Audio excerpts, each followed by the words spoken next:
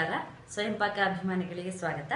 ಈ ದಿನ ನಾನು ಪಾಲಕ್ನಲ್ಲಿ ತವೆ ಅಥವಾ ಮುತ್ಪಲ್ಯ ಅಂತಲ್ಲ ಅದನ್ನು ಹೇಗೆ ಮಾಡೋದು ಅಂತ ಹೇಳಿ ತೋರಿಸ್ಕೊಡ್ತಾ ಇದ್ದೀನಿ.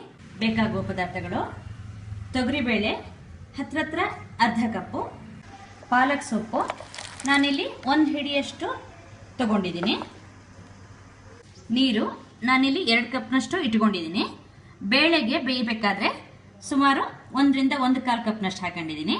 ಆಮೇಲೆ ತವೆಯ ಥಿಕ್ನೆಸ್ ನೋಡಿ ಉಳಿದಿದ್ದ ನೀರನ್ನ ಬೇಕಂದ್ರೆ ಹಾಕೊಳ್ಳೋಣ. ಅರಿಶಿಣ 1/4 ಟೀ ಸ್ಪೂನ್ ಅಷ್ಟು, ಉಪ್ಪು ರುಚಿಗೆ ತಕ್ಕಷ್ಟು, ನಾನಿಲ್ಲಿ ಕಲ್ಲು ಉಪ್ಪು ಇಟ್ಕೊಂಡಿದ್ದೀನಿ, ಹತ್ರ 1-1/4 ಟೀ ಸ್ಪೂನ್ ಅಷ್ಟು ಇಟ್ಕೊಂಡಿದ್ದೀನಿ.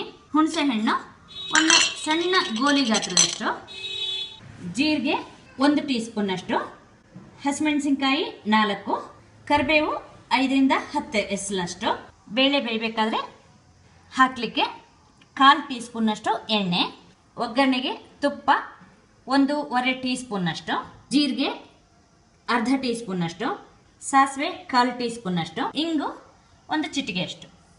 ಬೇಳೆನ ಕುಕ್ಕರ್ ಬಟ್ಲಿಗೆ ಹಾಕಿ ಕ್ಲೀನಾಗಿ ತೊಳಿಬೇಕು. ಕ್ಲೀನಾಗಿ ಬೇಳೆ ತೊಳೆದ್ಮೇಲೆ ಅದಕ್ಕೆ ನೀರು ಹಾಕಬೇಕು. ಕುಕ್ಕರ್ ತಳಕ್ಕೆ ಸ್ವಲ್ಪ ನೀರು ಹಾಕಿ ಒಂದು ರಿಂಗ್ ಇಟ್ಟು ಈ ಬಟ್ಲ ನೀರನ್ನ, ಅರಿಶಿನ, ಎಣ್ಣೆ ಹಾಕಿ ಕುಕ್ಕರ್ನ 3 ವಿಷಲ್ಲು ಕೂಗಿಸ್ಬೇಕು. ಪಾಲಕ್ನ ಚೆನ್ನಾಗಿ ತೊಳೆದ್ಬಿಟ್ಟು ಸಣ್ಣಕ್ಕೆ ಹೆಚ್ಚಿಕೋಬೇಕು. ಹೀಗೆ ಸಣ್ಣಕ್ಕೆ ಹೆಚ್ಚಿದ ಮೇಲೆ ಇದನ್ನ ಒಂದು ಪಾತ್ರೆಗೆ ಹಾಕ್ಕೊಳ್ಳಿ.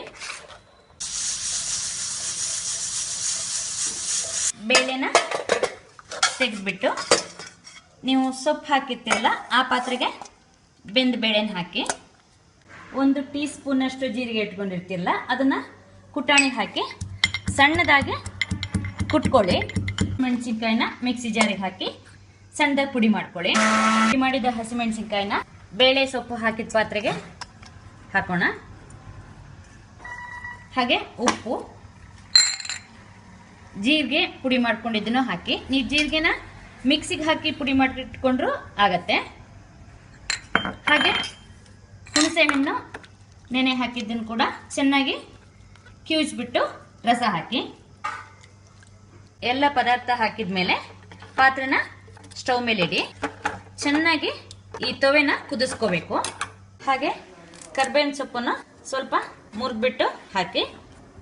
ಹೀಗೆ ಕುದಿಬೇಕಾದ್ರೆ ನೀವು ಮಧ್ಯ ಹೀಗೆ ಇದನ್ನ ಮಿಕ್ಸ್ ಮಾಡ್ತಾ ಇರಿ. ಈಗ ಚೆನ್ನಾಗಿ ಈ ತವೆ ಕುದಿ ಬಂದಿದೆ, ಹಾಗೆ ಸೊಪ್ಪು ಕೂಡ ಬೆಂದಿದೆ. ಈಗ ಸ್ಟವ್ ಆಫ್ ಮಾಡಿಬಿಡೋಣ. ಸಣ್ಣ ಒಗ್ಗರಣೆ ಸೌಟಿಗೆ ತುಪ್ಪ ಹಾಕಿಬಿಟ್ಟು ಅದನ್ನ ಬಿಸಿ ಮಾಡ್ಲಿಕ್ಕೆ ಇಡಿ. ತುಪ್ಪ ಬಿಸಿ ಆದ್ಮೇಲೆ ಸಾಸಿವೆ ಚಿಟಪಟ ಆದ್ಮೇಲೆ ಜೀರಿಗೆ ಹಾಕಿ,